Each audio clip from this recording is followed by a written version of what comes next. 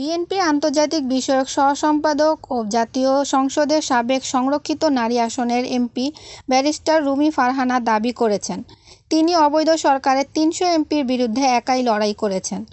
শুক্রবার ২৭ জুন বিকেলে ব্রাহ্মণবাড়িয়ার আশুগঞ্জ উপজেলার দুর্গাপুর জাতীয়বাদী তরুণ দলের আয়োজিত কর্মী সভায় প্রধান অতিথির বক্তব্যে একথা বলেন তিনি।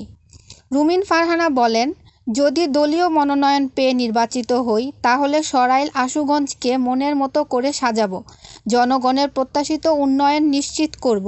ব্যারিস্টার রুমিন ফারহানা আরও বলেন, সরাইল আশুগঞ্জের উন্নয়ন চাইলে আপনারা আমার হাতকে শক্তিশালী করুন।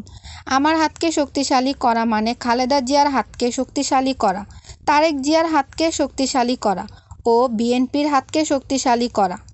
দুর্গাপুর ইউনিয়নের জাতীয়বাদী তরুণ দলের সভাপতি প্রার্থী আজিম রানার সভাপতিত্বে অনুষ্ঠিত কর্মী সভায় বিশেষ অতিথি ছিলেন ব্রাহ্মণবাড়িয়া জেলা বিএনপির সিনিয়র সহসভাপতি বিপি জহিরুল ইসলাম, জেলা বিএনপির সহসভাপতি এবিএম মুমিনুল হক, যুগ্ম সাধারণ সম্পাদক মনির হোসেন মনির, সরাইল উপজেলার বিএনপির সাবেক সাধারণ সম্পাদক আনোয়ার হোসেন মাস্টার, জাতীয়বাদী তরুণ দলের কেন্দ্রীয় যুগ্ম সাধারণ সম্পাদক আজিজুর রহমান হেলাল, জেলা তরুণ দলের সাধারণ সম্পাদক আরাফাত আহমেদ হৃদয় প্রমুখ।